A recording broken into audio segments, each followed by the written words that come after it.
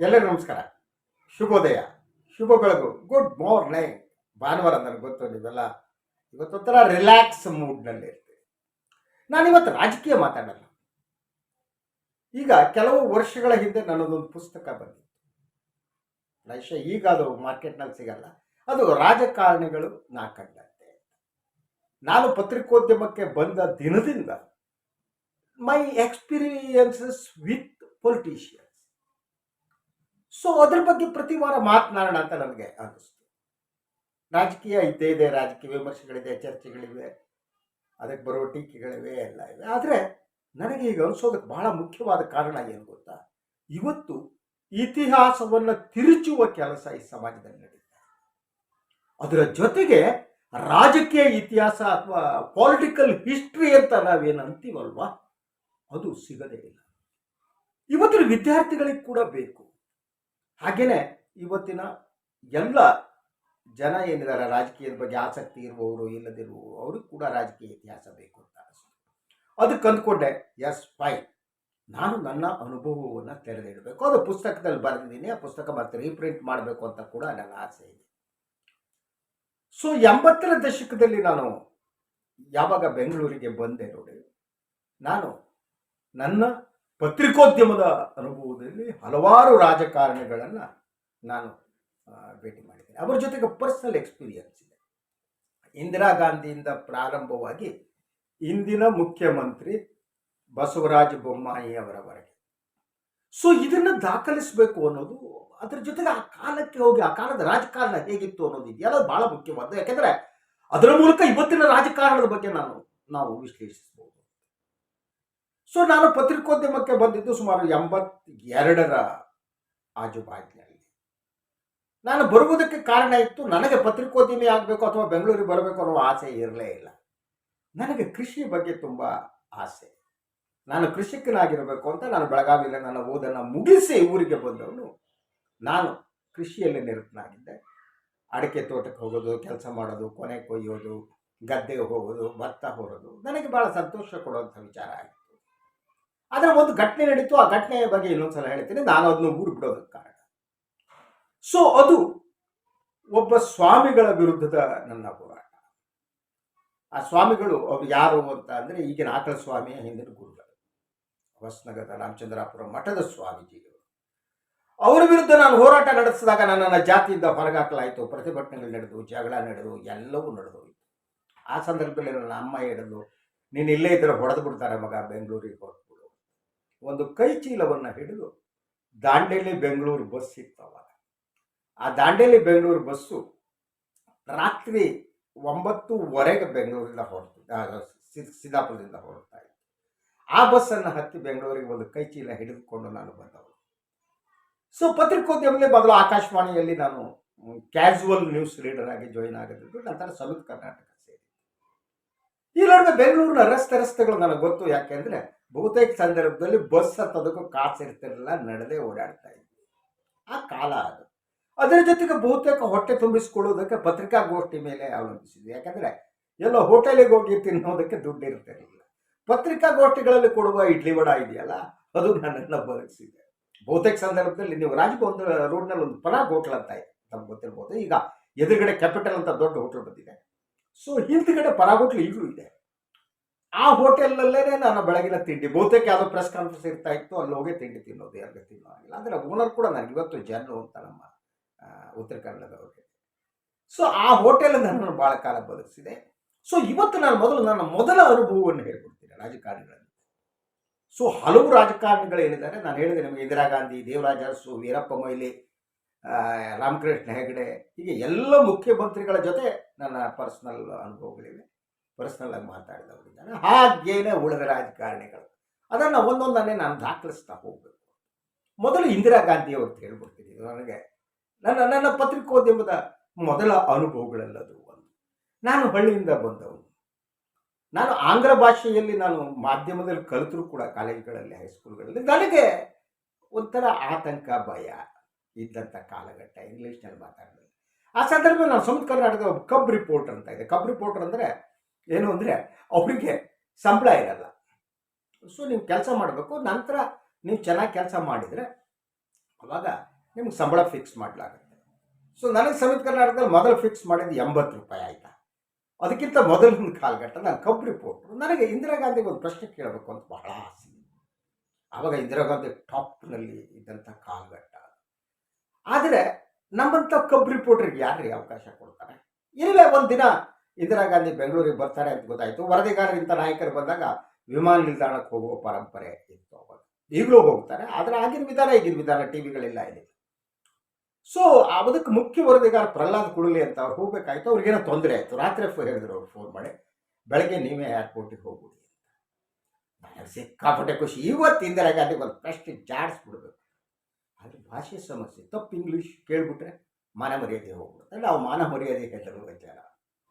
ಸರಿ, ನಾನು ರಾತ್ರಿಯೆಲ್ಲ ಕೂತು ಒಂದು ಪ್ರಶ್ನೆಯನ್ನು ಗಟ್ಟಿ ಮಾಡ್ತೀನಿ ಮತ್ತು ಅದರಲ್ಲಿ ಯಾವುದೇ ಗ್ರಾಮೆಟಿಕಲ್ ಮಿಸ್ಟೇಕ್ ಇಲ್ವೇನೋ ಅನ್ನುವಂಥ ನಾನೇ ಕನ್ವಿನ್ಸ್ ಮಾಡ್ಕೊಂಡು ಬೆಳಗ್ಗೆ ಏರ್ಪೋರ್ಟ್ ಹೋದೆ. ಆಗಿನ ಕಾಲದಲ್ಲಿ ನಾವು ಈ ವಿಮಾನದ ಮೆಟ್ಟಿಲುಗಳಿರ್ತಾವಲ್ಲ, ಅದರ ಎದುರುಗಡೆ ಪತ್ರಿಕೋದ್ಯಮಗಳು ನಿಂತ್ಕೋಬೋದಾಗಿತ್ತು. ಸೊ ನಾನು ಉಳಿದವ್ರ ಜೊತೆ, ಆಗಿದ್ದವ್ರು ಎಟ್ರಿ ಒಂದು 8-10 ಜನ, ಈಗಾದ್ರೆ 1000 ಜನ ಇರ್ತಾರೆ, ಅದರ ರಾಜಕಾರಣಿಗಳು ಬರ್ತಾರೆ ಆಯ್ತಾ. ಸೊ ಹೋದೆ, ಮೆಟ್ಲತ್ತ ನಿಂತಿದ್ದೆ. ನಾನು ಕೂಡಲೇ ಆದ್ದರಿಂದ ಹಿರಿಯ ಪತ್ರಕರ್ತರು ನನ್ನ ಮುಂದೆ ಬಿಟ್ಟರು. ಇಂದಿರಾ ಗಾಂಧಿ ವಿಮಾನದಿಂದ ಹೊರಗಡೆ ಬಂದರು. ಆಕೆ ಎಂಥ ಹೆಣ್ಣುಮಗಳು ಅಂದರೆ ಒಂದು ಮೆಟ್ಲು ಇಳಿತಿರಲಿಲ್ಲ, 2 ಮೆಟ್ಲು ಇಳಿತಾರೆ. ಇಂದಿರಾ ಗಾಂಧಿ ಅವರು ಇನ್ನೊಂದು ಗುಣ ಇತ್ತು, ಅದು ಭಾಷೆಯನ್ನು ಮೀರಿ ಕಮ್ಯುನಿಕೇಟ್ ಮಾಡೋದು. ನಾನು ಅವ್ರ ಹಲವು ಭಾಷಣಗಳನ್ನು ಕೇಳಿದ್ದೀನಿ. ಅವರು ಹಿಂದಿಯಲ್ಲೋ ಇಂಗ್ಲೀಷ್ನಲ್ಲಿ ಮಾತಾಡಿದರೆ ಅದು ಬೇರೆ ಭಾಷೆ ಅಂತ ಅನಿಸ್ತಾನೆ ಇರಲಿಲ್ಲ. That's is the way of communication. ಭಾಷೆಯನ್ನು ಮೀರಿ ಕಮ್ಯುನಿಕೇಟ್ ಮಾಡೋದಿರುತ್ತೆ ನೋಡಿ. ನೀವು ಯಾವುದೇ ಭಾಷೆಯಲ್ಲಿ ಮಾತಾಡಿ ಜನರಿಗೆ ತಲುಪೋದು, ಅದು ಭಾರತದ ರಾಜಕಾರಣದಲ್ಲಿ ಕೆಲವರಿಗೆ ಮಾತ್ರ ಸಾಧ್ಯ ಆಗಿದೆ. ಅದು ಯಾರ್ಯಾರು ಅಂತಾರೋ ನಾನು ಮುಂದೆ ಹೇಳ್ತೀನಿ. ಸೊ ಹೋಗಿ ನಿಂತಿದ್ದೆ. ಇಂದಿರಾ ಗಾಂಧಿ 2 ಮೆಟ್ಲು ಇಳಿದು ಬಂದು ನನ್ನ ಪಕ್ಕದಲ್ಲೇ ನಿಂತ್ಕೊಂಡು, ನಾನು ಪ್ರಶ್ನೆ ಕೇಳೋದಕ್ಕೆ ಸಿದ್ಧನಾಗಿದ್ದೆ. ರಾತ್ರಿ ಎಲ್ಲ ಬಾಯಾಟ ಹಾಕಿದ್ದೆ. ಆ ಪ್ರಶ್ನೆ ಹೀಗಿತ್ತು, madam, there is an allegation that you are main responsible for Punjab and Assam crisis. ಆಗ ಪಂಜಾಬ್ ಹೊತ್ತುರಿತಾ ಇತ್ತು, ಆಸಾಂನಲ್ಲಿ ಗಲಾಟೆಗಳಿತ್ತು. ಇಂದಿರಾ ಗಾಂಧಿ ನನ್ನ ಎಡೆ ನೋಡಿದ್ರು, ಒಂದು ಸಣ್ಣ ನಗುವನ್ನು ಬೀರಿದ್ರು. ನಾನು ಆ ಮುಖವನ್ನು ನೋಡ್ತಾ ಇದ್ದೆ. ಎಷ್ಟು ಸುಂದರವಾದ ಮುಖ ಅಲ್ವಾ ಇದು, ಎಷ್ಟು ಸುಂದರವಾದ ಹೆಣ್ಣುಮಗಳು ಇವಳು ಅಂತ ನನಗೆ ಅನಿಸ್ತಾ ಇತ್ತು. ನಾನು ಕೇಳಿದ ಈ ಮೊದಲ ಪ್ರಶ್ನೆಗೆ ಅವರು ಉತ್ತರ ಕೊಟ್ಟಿದ್ದೇನು ಗೊತ್ತಾ? My dear young man, you are repeating the allegation made by opposition parties. ಅಂದರೆ ಪ್ರತಿಪಕ್ಷಗಳು ಯಾವ ಆರೋಪ ಮಾಡಿದ್ರೆ ಅದನ್ನು ನೀವು ರಿಪೀಟ್ ಮಾಡ್ತಿದ್ದೀರಿ ಅಷ್ಟೇ. ನಾನು ಮುಂದಿನ ಪ್ರಶ್ನೆಯನ್ನು ಕೇಳಬೇಕಾಗಿತ್ತು, ಆದರೆ ನಾನು ಕನ್ನಡದಲ್ಲಿ ಅದನ್ನು ಆಲೋಚನೆ ಮಾಡಿ ಇಂಗ್ಲೀಷ್ ಟ್ರಾನ್ಸ್ಲೇಟ್ ಮಾಡಿ ಕೇಳೋದಿದೆಯಲ್ಲ, ಅದು ಸುಲಭ ಆಗಿರಲ್ಲ. ಅದ್ರ ಜೊತೆಗೆ ಭಯ, ಆತಂಕ. ಯಾಕೆಂದರೆ ಮರ್ಯಾದೆಗೆ ಅಂಜುವ ಜನ ನಾವು. ತಪ್ಪು ಕೇಳಿಬಿಟ್ರೆ ಮರ್ಯಾದೆಗೆ ಹೋಗುತ್ತೆ. ಹಾಗೆ ನೋಡ್ತಾ ಇದ್ದೆ. 1 ನಿಮಿಷ, ಎಷ್ಟು ಸುಂದರವಾದ ಹೆಣ್ಮಗಳು, ಮೂಗು ಎಷ್ಟು ಚೆನ್ನಾಗಿದೆ ಅಂತ ಅನ್ಸೋಕೆ ಸ್ಟಾರ್ಟ್ ಆಯಿತು. ಈ ಮೂಗು ಮುಟ್ಟಿದ್ರೆ ಹೇಗೆ ಅನಿಸ್ತಾ. ಸೊ ಈ ರೀತಿ ನನಗೆ ಅನಿಸ್ತಾ ಇತ್ತು. ಇಂದಿರಾ ಗಾಂಧಿ ಕಾಯ್ತಾ ಇದ್ರು, ನೆಕ್ಸ್ಟ್ ಬೇರೆಯವರು ಪ್ರಶ್ನೆ ಕೇಳಿದ್ರು. ಇದು ಇಂದಿರಾ ಗಾಂಧಿ ಅವರಿಗೆ ನಾನು ಮೊದಲ ಪ್ರಶ್ನೆ ಕೇಳಿದ್ದು. ಅದು ಆ ಲೇಖನದಲ್ಲಿ ನಾನು ಬರೆದಿದ್ದೆ, ಏನು ಅಂದರೆ ಸುಂದರ ಮೂಗಿನ ಒಡತಿ ಅಂತ ಏನೋ ಬರೆದ ನೆನಪು ನನಗೆ. ಸೊ ಅದನ್ನು ಪುಸ್ತಕಗಳಲ್ಲಿ ಬಂದಿದೆ. ಇದಾದ ಮೇಲೆ ಆಂಧ್ರ ಇಲೆಕ್ಷನ್ ಪ್ರಾರಂಭ ಬಂತು. NTR first time entered into election. So ನನ್ನ ಪತ್ರಿಕೆಯವರು ಹೇಳಿದ್ರು, ನೀವು ಆಂಧ್ರಕ್ಕೆ ಹೋಗಿ ಇಲೆಕ್ಷನ್ ಕವರ್ ಮಾಡಿ ಅಂತ. 15 ದಿನಗಳ ಕಾಲ ನಾನು ಆಂಧ್ರ ಮತ್ತು ಕರ್ನಾಟಕದ ಇಲೆಕ್ಷನನ್ನು ಕವರ್ ಮಾಡಿದೆ. That was in 83 I think, exact date ನೆನಪಿಲ್ಲ. ಸೊ ನಾನು ಅದನ್ನು ಕವರ್ ಮಾಡ್ತಾ ಇದ್ದೆ. ಇಂದಿರಾ ಗಾಂಧಿ ಯಾವುದೇ ಸಭೆಯಲ್ಲಿದ್ದರು, ಇಳಿದು ಬರಬೇಕಾದ್ರೆ ಪತ್ರಿಕೋದ್ಯಮದಲ್ಲಿ ಬಂದ ನಂತರ, my dear young man, how are you, do you have any questions ಅಂತಿದ್ರು. ನನಗೆ ಕ್ವಶನ್ಸ್ ಇತ್ತು ಕಣ್ರಿ, 1000 ಪ್ರಶ್ನೆಗಳು. ನಾನು ಪ್ರಶ್ನೆ ಕೇಳೋದೇ ನನ್ನ ಜಾಯಮಾನ ಇವತ್ತಿನವರೆಗೆ. ಆ ಕಾರಣಕ್ಕೆ ಭಾಳ ಚೆನ್ನಾಗಿ ಬೈತಾರೆ. ಮೋದಿಯನ್ನು ಕೇಳ್ತೀನಿ, ಅವ್ರ ಅಪ್ಪನೂ ಕೇಳ್ತೀನಿ. ನಾನು ಕಾಂಗ್ರೆಸ್ನ ಹಲವು ನಾಯಕರುಗಳಿಗೆ ನಾನು ಮುಜುಗರಕ್ಕೆ ಸಿಕ್ಕಿಸಿದ್ದೀನಿ. ಈಗ ಮಾತಾಡ್ತಾರೆ ಕಾಂಗ್ರೆಸ್ ಏಜೆಂಟ್ ಅಂತ. ನನ್ನಿಂದ ವೀರಪ್ಪ ಮೊಯ್ಲಿ ಎಷ್ಟು ತೊಂದರೆ ಅನುಭವಿಸಿದ್ರು ನನ್ನ ಪ್ರಶ್ನೆಯಿಂದ. ವಿಶ್ವನಾಥಗೆ ಒಂದು ಕ್ವಶನ್ ಕೇಳಿದ್ದೆ ನಾನು, ಕಾಂಗ್ರೆಸ್ ಮಂತ್ರಿ ಆದಾಗ. ನಾನು ಯಾರನ್ನೂ ಸ್ಪ್ಯಾರ್ ಮಾಡಿಲ್ಲ, ಆಯಿತಾ. ಸೊ ಅದನ್ನೆಲ್ಲ ಕಥೆ ಹೇಳ್ತೀನಿ ನಾನು. ಸೊ ಇಂದಿರಾ ಗಾಂಧಿ ಕೇಳ್ತಾ ಇದ್ರು, ನಾನು ನಗ್ತಾ ಇದ್ದೆ. ಸೊ ಇದಾದ ಮೇಲೆ ಅಂದರೆ ಗ್ರಾಮಾಂತರ ಪ್ರದೇಶದಿಂದ ಬಂದ ಯುವಕರಿಗೆ ಇರುವ ಕೀಳರಿಮೆ ಅಂತ ಬಹಳಷ್ಟು ಜನರಿಗೆ ಆ ಸಮಸ್ಯೆ ಈಗಿದೆಯೋ ಇಲ್ಲ ಗೊತ್ತಿಲ್ಲ. ಯಾಕಂದರೆ ಈಗ ಹುಡುಗರು ಇವರು ಎಲ್ಲ ಬೇರೆ ರೀತಿ ಆಗಿದ್ದಾರೆ. ನಮ್ಮ ಒಂದು ಕಾಲದಲ್ಲಿ ಆ ರೀತಿ ಇತ್ತು. ಯಾಕಂದರೆ ಪತ್ರಿಕೋದ್ಯಮವನ್ನು ನಾವು ನಂಬಿ ಬಂದವರು, ಹಣ ಮಾಡೋದಕ್ಕೆ ಬಂದವರಲ್ಲ ಇವತ್ತಿನವರೆಗೆ ಕೂಡ. ಸೊ ಪತ್ರಿಕೋದ್ಯಮದ ಬಗ್ಗೆ ಇರುವ ಕಮಿಟ್ಮೆಂಟ್ನಿಂದಾಗಿ ಬೆಂಗಳೂರು ರಸ್ತೆಗಳಲ್ಲಿ ಊಟ ಇಲ್ಲದೆ ತಿಂಡಿ ಇಲ್ಲದೆ ನಾವು ಕೆಲಸ ಮಾಡಿದ್ದೇವೆ. ಸೊ ಹೋಗಿ ಮುಖ್ಯಮಂತ್ರಿಗಳ ಪ್ರೆಸ್ ಕಾನ್ಫರೆನ್ಸಿಗೆ ಹೋಗ್ತಿದ್ದೆ. ಮುಖ್ಯಮಂತ್ರಿಗಳು ನಮ್ಮ ಪ್ರಶ್ನೆಗೆ ಹೆದರ್ತಾ ಇದ್ರು. ಈ ಬಟ್ಟ ಬಂದಲ್ಲಪ್ಪ ಏನು ಕೇಳ್ತಾನೋ ಗೊತ್ತಿಲ್ಲ ಅಂತ. ಆದರೆ ಮುಖ್ಯಮಂತ್ರಿಗಳ ಮಾತನಾಡಿ ಕೆಳಗಡೆ ಬಂದಾಗ ತಿನ್ನೋದಕ್ಕೇನು ಇರ್ತಿರಲಿಲ್ಲ, ಊಟ ಮಾಡೋದಕ್ಕೇನು ಇರ್ತಿರಲಿಲ್ಲ. ಎಷ್ಟೋ ದಿನಗಳನ್ನು ಊಟ ತಿಂಡಿ ಇಲ್ಲದೇನೆ ಕಳೀತಾ ಇರೋಂಥ ಪ್ರಸಂಗ ಇತ್ತು. ಸೊ ಅದು ಇನ್ನೊಂದು ಕಥೆನೂ ಕೂಡ ಇದೆ. ದೇವರಾಜ ಅರಸು ಒಂದು ದಿವಸ ಬೆಳಗ್ಗೆ ಯಾವುದೋ ಪ್ರೆಸ್ ಕಾನ್ಫರೆನ್ಸ್ ಇಲ್ಲ, ತಿಂಡಿನೇ ಇಲ್ಲ. ಏನು ಮಾಡಬೇಕು? ದೇವರಾಜ ಅರಸು ಮನೆಗೆ ಹೋಗೋಣ, ಅಟ್ಲೀಸ್ಟ್ ಕಾಫಿ ಸಿಗ್ಬೋದು ಅನ್ನೋಂಥ ಅರಸು ಮನೆಗೆ ಹೋಗಿದ್ದೇನೆ. ಅದೊಂದು ಘಟನೆ ಇದೆ, ಅದನ್ನೂ ಹೇಳ್ತೀನಿ. ಅದೇ ರೀತಿ ಎಚ್ ವಿಶ್ವನಾಥ್ ಬಗ್ಗೆ ಹೇಳಿದೆ, ಒಂದು ಜೋಕ್ ಮಾಡಿದೆ. ಅದನ್ನು ಹೇಳ್ಬಿಟ್ಟು ಈ ಎಪಿಸೋಡ್ ಮುಗಿಸ್ತೀನಿ ನಾನು, ಯಾಕೆಂದರೆ ನೆಕ್ಸ್ಟ್ ಇದನ್ನ ಹೇಳ್ತಾ ಹೋಗ್ತೀನಿ. ಎಚ್ ವಿಶ್ವನಾಥ್ ಅವಾಗ ಎಜುಕೇಷನ್ ಮಿನಿಸ್ಟರ್ ಆಗಿದ್ದರು. ಅವ್ರು ಏನು ಮಾಡಿದರು ಅಂತ ಅಂದರೆ, ಸೊ ಎಲ್ಲೆಡೆ ಒಂದು ಬೋರ್ಡ್ ಹಾಕ್ಸಿದ್ರು, ಕನ್ನಡದ ಏನೇನು ಕೆಲಸ ಅಂತೇಳಿ. ಒಂದು ಕಡೆ ಎಚ್ ವಿಶ್ವನಾಥ್ ಫೋಟೋ, ಇನ್ನೊಂದು ಕಡೆ ಮುಖ್ಯಮಂತ್ರಿ ವೀರಪ್ಪ ಮೊಯ್ಲಿ ಫೋಟೋ. ಸೊ ಅದನ್ನು ವಿಧಾನಸೌಧ ಬಾಗಿಲುಗಳಲ್ಲಿ ಹಾಕ್ಸಿದ್ರು, ಅವ್ರು ಚೇಂಬರ್ಸ್ ಎಲ್ಲ ಕಡೆ ಹಾಕ್ಸಿದ್ರು. ಅದು ಯಾಕೆ ಇದು ಮಾಡಿದ್ದೀನಿ ಅಂತ ಹೇಳೋದಕ್ಕೆ ಒಂದು ಪತ್ರಿಕಾಗೋಷ್ಠಿ ವಿಶ್ವನಾಥ್ ಕರೆದಿದ್ದು. ನಾನು ಅದಕ್ಕೆ ಹೋಗಿದ್ದೆ. ಹೇಗಿದೆ ನೋಡಿದ್ರೆ ಕನ್ನಡ ಸಂಸ್ಕೃತಿ ಇಲಾಖೆ ಹೆಂಗೆ ಮಾಡಿದ್ದೀನಿ, ಹಾಕಿದ್ದೀನಿ. ನಾಡಿದೆ ತುಂಬ ಚೆನ್ನಾಗಿದೆ ಸರ್, ಅದು ಒಂದು ಮಾತು ಹೇಳಿಲ್ಲ ಅಂತ. ಅದು ಇರಬೇಕಾದ ಜಾಗದಲ್ಲಿ ಇಲ್ವಲ್ಲ ಸಾರ್. ಏನು ಹೇಳಿ, ಎಲ್ಲಿರ್ಬೇಕಿತ್ತು? ಯಾವ್ದಾದ್ರು ಜಾಗ ಬಿಟ್ಟಿದ್ದೀನ, ಎಲ್ಲ ಕಡೆ ಹಾಕ್ಸಿದ್ದೀನಲ್ಲ ಅಂದರು ವಿಶ್ವನಾಥ್. ಇಲ್ಲ, ಅದು 2 ಜಾಗದಲ್ಲಿ ಇರಬೇಕಾಗಿತ್ತು. ಒಂದು ಪೊಲೀಸ್ ಸ್ಟೇಷನ್ನು, ಒಂದು ರೈಲ್ವೆ ಸ್ಟೇಷನ್ನು. ಅವು 2 ಬಿಟ್ಟು ಬೇರೆ ಕಡೆ ಹಾಕ್ಸಿದ್ರಿ ಅಂತ. Was shocked. ವಿಶ್ವನಾಥ್, ಏನ್ರಿ ನೀವು ನಮ್ಮ ಈ ಕಡೆ ಬಂದ್ಬಿಟ್ಟು ನಾನು ಹೆಗಲ್ಬಲ ಕೈ ಹಾಕಿ, ರೀ ನಾವು ಕಳ್ಳರ ಟೈಪ್ ಹೇಳ್ಬಿಟ್ರಲ್ರಿ, ನೀವು ಪೊಲೀಸ್ ಸ್ಟೇಷನ್ನು ಮತ್ತು ರೈಲ್ವೆ ಸ್ಟೇಷನ್ ಇರೋದು ಕಳ್ಳರ ಫೋಟೋ ಅಲ್ವಾ? ರಾಜಕಾರಣಿಗಳು ಅಂದ್ರೆ ಹಾಗೆ ಅಲ್ವಾ ವಿಶ್ವನಾಥ್? ಇಂಥ ಹಲವು ಅನುಭವಗಳಿವೆ. ಇದನ್ನು ಯಾಕೆ ನಾನು ಹೇಳ್ತಿದ್ದೀನಿ ಅಂದರೆ, ನಾನು BJPಯನ್ನು ಮಾತ್ರ ಟೀಕೆ ಮಾಡ್ತಿದ್ದೀನಿ ಅಂತ ಭಕ್ತರು ಮುಗ್ಭಕ್ತರು ನನ್ನ ಮೇಲೆ ಆರೋಪ ಮಾಡ್ತಾರೆ. In my career I attacked all politicians. Congress ರಾಜಕಾರಣಿಗಳಿಗೆ ಅಟ್ಯಾಕ್ ಮಾಡಿದ್ದೀನಿ. ದೇವೇಗೌಡರದ್ದು ಒಂದು ಜಗಳ ಐತಿಹಾಸಿಕ. ಮೊಯ್ಲಿ ಜೊತೆಗೆ ನನ್ನ ಜಗಳ, ಬಂಗಾರಪ್ಪನವ್ರ ಜೊತೆ ನನ್ನ ಜಗಳ. ನಾನು ಪತ್ರಿಕೋದ್ಯಮಿ, ಒಬ್ಬ ಜಗಳ ಗಂಟನಾಗಿರಬೇಕು ಅಂತ ನಮ್ಮದು. ಅದರ ಜೊತೆಗೆ ಪತ್ರಿಕೋದ್ಯಮಿಗೆ ಪ್ರಶ್ನಿಸುವುದು ಗೊತ್ತಿರಬೇಕು. ಪ್ರಶ್ನಿಸಿದಾಗ ಮಾತ್ರ ಸತ್ಯದೆಡೆಗೆ ನಾವು ಹೋಗೋದಕ್ಕೆ ಸಾಧ್ಯ.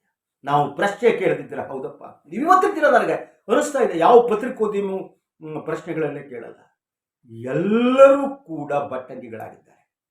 ಆಳುವ ಪಕ್ಷ ಏನಿದೆ, ಆಳುವ ಪಕ್ಷಕ್ಕೆ ಮಾರಾಟ ಆಗಿದೆ ಮಾಧ್ಯಮ. ಇದು ನನಗೆ ಶಾಕ್ ಕೊಡ್ತಾ ಇದೆ. ಯಾಕಂದರೆ ನಾವು ಆ ರೀತಿ ಬೆಳೆದೇ ಇರಲಿಲ್ಲ. ನಾನು ಹ್ಯಾಂಗೆ ಬೇಕಾದರೂ ಇರ್ಬೋದಾಗಿತ್ತು. ಸೊ ಆಳುವ ಒಂದ್ಸಲ ನನಗೆ ಹೇಳಿದರು, ಭಟ್ರೆ ನಿಮ್ಮ ಮನೆಯಲ್ಲಿ ಬೆಂಗಳೂರಲ್ಲಿ ಮನೆ ಇಲ್ವಂತಲ್ಲ, ಹೆಬ್ಬಾಳದ ಹತ್ರ ಒಂದು 80 ಎಕರೆ ಇದೆ, 1 ಎಕರೆ ಅಥವಾ 2 ಎಕರೆ ಕೊಡ್ತೀನಿ ಅಂತ. I said no. ನಾನು ಜೀವರಾಜ ಆಳುವ ಮನೆಗೆ 15 ದಿವಸಕ್ಕೆ ಹೋಗೋದ್ಸಲ ತಿಂಡಿದ್ದೀನಿ. ಯಾವುದೋ ವೈಯಕ್ತಿಕ ಲಾಭವನ್ನು ತೆಗೆದುಕೊಂಡಿಲ್ಲ. ಅವರು ಬಂದು ಹೇಳಿದಾಗ ನಿರಾಕರಿಸಿದ್ದೇನೆ. ಹೀಗೆ ಎಲ್ಲ ವಿಚಾರಗಳನ್ನ ತಮ್ಮ ಮುಂದೆ ಹೇಳ್ತೀನಿ. ಪ್ರಾಯಶಃ ನಾನು ಇದನ್ನು ಭಾನುವಾರ ಇದನ್ನು ಇಟ್ಕೋತೀನಿ, ಅಥವಾ ಸಾಧ್ಯ ಆದರೆ ಮಧ್ಯೆ ಹೇಳ್ತಾ ಹೋಗ್ತೀನಿ. ಯಾಕಂದರೆ ರಾಜಕೀಯ ಇತಿಹಾಸವನ್ನು ದಾಖಲಿಸಬೇಕು, ಮತ್ತು ಇವತ್ತಿನ ಪತ್ರಿಕೋದ್ಯಮ ಎತ್ತ ಹೋಗ್ತಿದೆ, ಎಲ್ಲಿ ದಾರಿ ತಪ್ಪಿದೆ ಅನ್ನೋದನ್ನು ಕೂಡ ನಾನು ಹೇಳಬೇಕು. ಅದರ ಜೊತೆಗೆ ಇವತ್ತು ನನ್ನನ್ನು ನೋಡುವ, ನನ್ನ ವಿಮರ್ಶೆ ಕೇಳುವ, ನನ್ನ ಬೈತಾರಲ್ಲ, ಅವರಿಗೆ ನಾನು ಎಂಥವನು ಅಂತ ಗೊತ್ತಾಗಬೇಕು. ಅವರಿಗೆ ಜ್ಞಾನೋದಯ ಆಗಬೇಕು. ಜ್ಞಾನವಿಲ್ಲದ ಚಿಟ್ಕು ಪುಟ್ಕು ನಿನ್ನೆ ಮೊನ್ನೆ ಬಂದ ಜನ ನನಗೆ ಮಾತನಾಡ್ತಾರೆ. ನಾನು ಇಂದಿರಾ ಗಾಂಧಿ ಕಾಲದಿಂದ ರಾಜಕೀಯ ವರದಿಗಾರಿಕೆ ಮಾಡ್ತಾ ಬಂದವನು, ಪ್ರಾಮಾಣಿಕತೆಯನ್ನು ಉಳಿಸ್ಕೊಂಡವನು, ನಿಷ್ಠೆಯಿಂದ ಬದುಕಿದವನು. ನನ್ನ ನಿಷ್ಠೆಯನ್ನು ಯಾರಾದರೂ ಪ್ರಶ್ನಿಸಿದ್ರೆ ಅವನು ಕ್ಷಮಿಸಲ್ಲ ನಾನು. ಬಿಕಾಸ್ ನನ್ನ ಬದುಕು ಅನ್ನೋದಿದೆಯಲ್ಲ, ಅದು ಬಿಳಿ ಹಾಲೆ. Yes, it's white paper. Okay, ಇನ್ನು ಮತ್ತೆ ಬರ್ತೀನಿ ಇನ್ನೊಂದು ಎಪಿಸೋಡ್ನಲ್ಲಿ. ಬೇರೆ ಬೇರೆ ಅನುಭವಗಳನ್ನು ಹೇಳ್ತೀನಿ. ವಾರದಲ್ಲಿ ಒಂದು 2-3 ಬಾರಿ ಆದ್ರೂ ನನ್ನ ಈ ರಾಜಕೀಯ ವಿಮರ್ಶೆಗಳ ನಡುವೆ ಸುದ್ದಿ ವಿಶ್ಲೇಷಣೆಗಳು ಅದನ್ನ ಮಾಡ್ತೀನಿ. ಎಲ್ಲರಿಗೂ ಒಳ್ಳೆಯದಾಗಲಿ. ನಮಸ್ಕಾರ. ಭಾನುವಾರ ಎಂಜಾಯ್ ಮಾಡಿ. ಭಾನುವಾರ ಎಂಜಾಯ್ ಮಾಡಬೇಕು. ಆದರೂ ನನಗೆ ಮಾತಾಡಬೇಕು ಅನ್ನಿಸ್ತು, ಮಾತಾಡ್ತಾ ಇದ್ದೆ. ಅದರಂತೆ ಎಷ್ಟು ಜನ ನನ್ನ ಒಂದು ಸುದ್ದಿ ವಿಶ್ಲೇಷಣೆಯನ್ನು ಮೆಚ್ಚಿಕೊಂಡಿದ್ದಾರೆ, ಲೈಕ್ ಮಾಡಿದ್ದಾರೆ, ಸಬ್ಸ್ಕ್ರೈಬ್ ಮಾಡಿದ್ದಾರೆ, ಅವರಿಗೆ ಹೃದಯ ತುಂಬಿ ಕೃತಜ್ಞತೆಯನ್ನು ಹೇಳ್ತೀನಿ. ಬೇರೆ ಏನು ಮಾಡೋದಕ್ಕೆ ಸಾಧ್ಯ ಅಲ್ವಾ? ಮತ್ತು ರಿಕ್ವೆಸ್ಟ್ ಮಾಡ್ತೀನಿ, ಲೈಕ್ ಮಾಡಿ, ಸಬ್ಸ್ಕ್ರೈಬ್ ಮಾಡಿ. ಹಾಗೆಯೇ ಈ ಸ್ವತಂತ್ರ ಪತ್ರಿಕೋದ್ಯಮ ಉಳಿಯುವಂತೆ ಮಾಡಿ ಅಂತ ತಮ್ಮನ್ನು ಬೇಡ್ಕೊಳ್ತಾ ಈಗ ನಾನು ಹೊರಡ್ತಾ ಇದ್ದೀನಿ.